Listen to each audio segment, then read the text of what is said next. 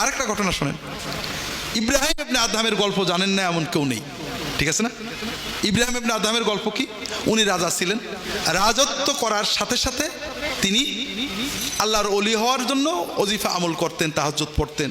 হঠাৎ একদিন ছাদের উপরে অন্ধকার রাত্রে, গভীর রাত্রে ছাদের উপরে খটখট খটখট শব্দ হয়। ছাদেকে ছাদ থেকে আওয়াজ আসলো, আমি খিজির। হুজুর আপনি কি করেন? আমি ছাদের উপর উঠ খুঁজি। হুজুর আপনি কি পাগল? ছাদের উপরে উঠ থাকে নাকি? তুমি কি পাগল? রাজপ্রাসাদে শুয়ে আল্লাহ পাওয়া যায় নাকি? তা তো কথা ঠিক। উনি রাজত্ব ছেড়ে দিয়ে জঙ্গলে যেয়ে আল্লাহর অলি হয়ে গেলেন।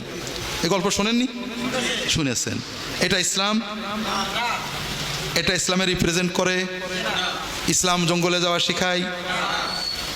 ইসলাম জঙ্গলে যে ওলি হওয়া শেখায় না। ইসলাম শেখায় বাড়ি থাকবে, বউয়ের গাল শুনবে, বউয়ের রাগ হজম করবে, বাচ্চার কোনো কষ্ট করবে, লাঙল চষবে, মাঠে যাবে, চাষ করবে, রিক্সা চালাবে, মানুষের ভালো কথা বলবে, মানুষের গাল শুনে সবর করবে। এইভাবে নিজেকে নিয়ন্ত্রণ করে আল্লাহর ওলি হবে। আর এই যে কথা যে রাজার প্রাসাদে রাজবাড়িতে থেকে আলী হওয়া যায় না, এটা ইসলামের সাথে সম্পূর্ণ সাংঘর্ষিক কথা। সবচেয়ে বড় পীর কে? বড় পীর কে? হ্যাঁ, মাশাআল্লাহ মাশাআল্লাহ। পীর মানে মুর্শিদ, হাদি, মানবতার শ্রেষ্ঠ হাদি মুর্শিদ মুহাম্মদ সাল্লাল্লাহু আলাইহি ওয়াসাল্লাম। আর নবীর পরে বড় পীর, বড় হাদি, বড় ওলি সাহাবে কেরাম, বিশেষ করে খুলাফায়ে রাশেদিন, ঠিক না? সেই বড় ওলি যারা ছিলেন তারা কি রাজবাড়িতে রাজপ্রাসাদে থেকে ছিলেন না জঙ্গলে থেকে? খুব ভালো করে বুঝুন।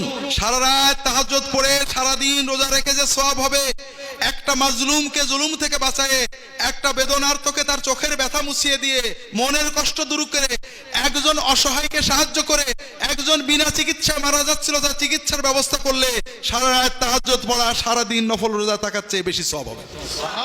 যারা রাজা, যারা শাসক, যারা ডিসি, এসপি, এমপি, মন্ত্রী, যারা সমাজের কর্তৃত্বের জায়গায় আছেন, তারা যদি ফরজ ইবাদতগুলো শুধু পালন করেন আর মানুষের ভিতরে ইনসাফ কায়েম করেন, মানুষের কষ্ট দূর করতে সাহায্য করেন, অসহায়ের পাশে থাকেন, তাহলে আমার মতো আপনার মতো হুজুরের জীবনভর 40 বছর জঙ্গলে থেকে তাহাজ্জুদ পড়া, নফল রোজা রাখার চেয়ে 100 কোটি গুণ বেশি বেলায়েত আল্লাহর কাছে পেয়ে যাবেন। কাজেই ভাইরা, এই মিথ্যা গল্পগুলো আমাদের সামনে বুঝিয়েছে যে আল্লাহর ওলি হওয়া বড় কঠিন। কথা বোঝেননি? এখন আমরা আল্লাহর ওলি হওয়ার চিন্তা বাদ দিছি, ওলি চিনে চিনে সালাম দিয়ে দোয়া নেওয়ার চিন্তায় আছি। আল্লাহ এই জন্য বলেন না, আল্লাহ প্রত্যেক মুসলমানকে ওলি হিসেবে পেতে চান। কথা কি বুঝতে পেরেছেন?